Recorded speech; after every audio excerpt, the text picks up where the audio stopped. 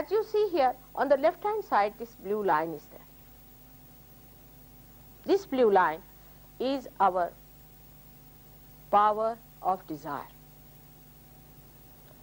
by which we desire, by which God has, supposing this is the primordial being, because God has made you in His own image, supposing it is the image of God, then it is His desire.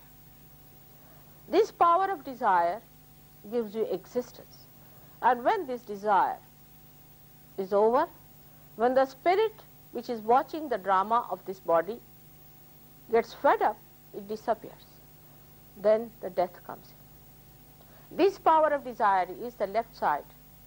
We call it in Sanskrit as Ida Nadi, also called as the Moon Nadi, and in the Hatha Yoga is the Tha Nadi. This is the channel, is a subtle channel. But this gives rise to the gross channel, which is the left sympathetic nervous system. Now doctors don't believe that left and right sympathetic nervous systems are too different. But you will find out yourself that they are very different. This looks after our emotional side, and also beyond this lies the area which is unknown to us, is the subconscious. It is unknown to us. Whatever is unknown is not God, is not from God's area.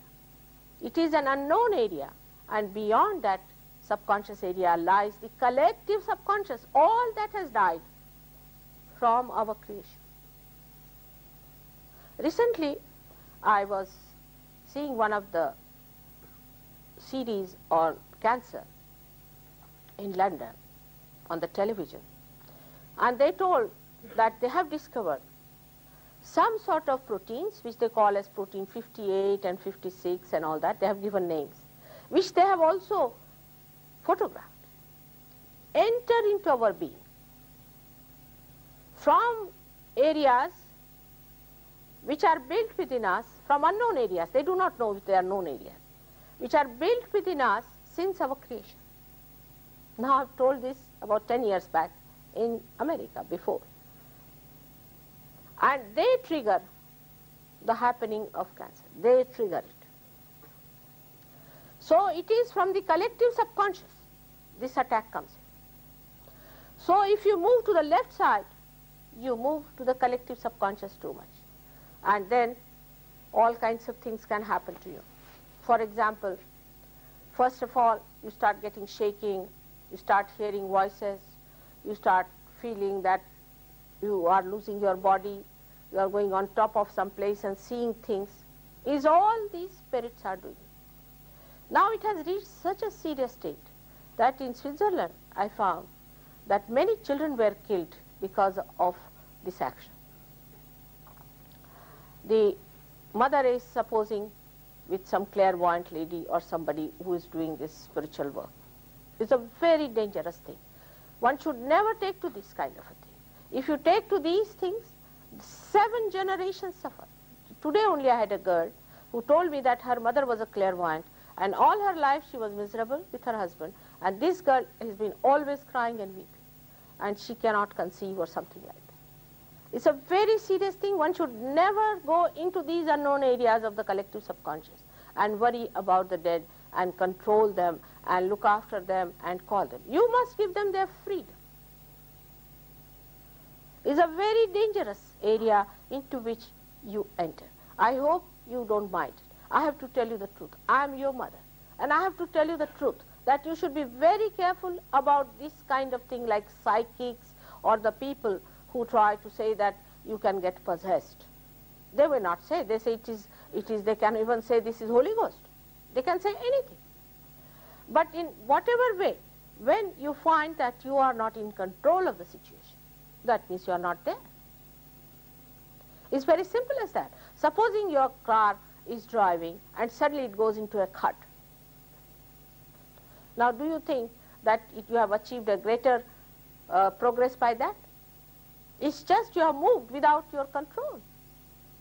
If you have no control upon yourself, if somebody is sitting down and he starts jumping, automatically he cannot control his jumping, then it is not himself, minimum of minimum. Whatever he is, even that control is lost. Anything, any such happening which is beyond your control means that you are enslaved by one of these possessions. But they are never satisfied with what they do to you. I mean, like I'll tell you one of the very starking example of this left side.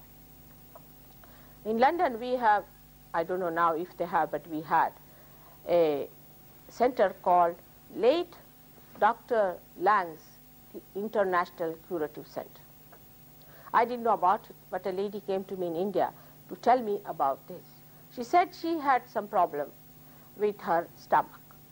And she wrote to this organization saying that please help me to get cured.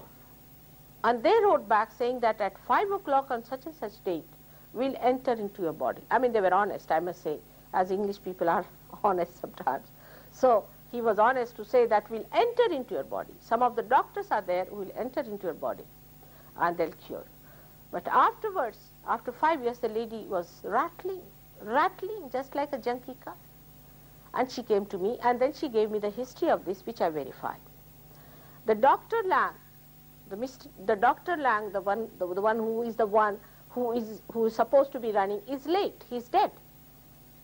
He entered into a soldier in Vietnam, an American, and told him that you go and talk to my son and tell him that I have entered into you and that you should start such and such organization. Now this soldier has never done anything, I mean, he has never seen a scalpel also. He doesn't know how to operate, no question. This soldier went to the son and told him, and he told him certain secrets which convinced the boy, and they started that organization. This organization went on like this. And this soldier, of all the persons, used to do the operation. It's called psychic operation, all sorts of things, and he had never seen anything. And he used to be possessed by this man, and he did it. But why didn't he go to his son directly? Because he knew about the dangers. And the same son will end up, I am sure, 100%. The same gentleman who is operating and the son with some trouble, which is of a very serious nature. Because never play with the fire, which is the subconscious, the collective subconscious. You have to be in the present and not in the past. Now the people who think too much about their past, what was my previous life, why should you worry? Whatever it was is better today because you can get realization today. You could not get realization even if you were the king of Egypt, what does it matter? You couldn't get your realization that day. So why worry about the past? All the time worrying about the past or playing with your emotions, you see. Like we had one gentleman who used to always cry and weep too much, and his mother sent it to me. And I asked him, what did you do all your life? He said, I was very fond of Lord Byron and I just read him. I said, all right, that's it. This Lord Byron, he led such a horrible life himself, an unholy person, and made everybody cry. You suffer, you must weep. Why should you suffer? The idea of a saint is that a person who is absolutely in bones, walking like a TB patient, is a saint. I mean, it's something sadistic. I can't see Christ. I was so happy to see that you showed him as a resurrection. That is his message. His resurrection is his message. Crucifixion is just a means, but resurrection is the thing.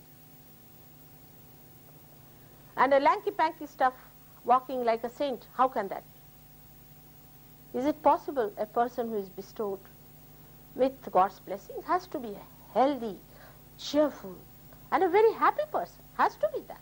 Minimum of minimum should be that. And I was happy to see even Mr. Paulson here, who was very healthy, and this thing I said, now this is a religious place, because wherever I go, I find such CES and absolutely sickly people. So the people who believe in sufferings, like the Jews, they deny Christ. Why? Because he was a Jew. It's absolutely true about human nature. If I was an American, you would not have accepted me. In India, the Indian Christians, in whose community I was born, have not accepted me at all. Can you imagine? I have got Muslim disciples, Hindus, I have got Parsis and Sikhs, but hardly one or two, and maybe my family people. They have not accepted me. They didn't accept Christ. And because they didn't accept, they wouldn't accept that he suffered for us. Why should we suffer? Has he suffered less for you anyway? Has he left some for you to suffer? So, you want to suffer, all right, have Hitler and suffer. That's it, have it. If you enjoy suffering, why not? And it started like that. Actually, when Hitler came, for 11 years, you will be amazed, 11 years, these people were supposed to be suffering among themselves, you see. In France, if you go today, people are sitting outside and they are talking of their sufferings and money and other nonsensical things. They are waiting for the day. They said that in 82, in any case, we are going to be finished. Waiting for that, discussing it very nicely. Les miserables, I call them, as they are. So, why should you suffer? I just can't understand when Christ has suffered for you. Only he is to be awakened within us. If he is awakened, he takes away all our sufferings, all our conditionings, all our so-called karmas and everything, which I will show you later on how it works out.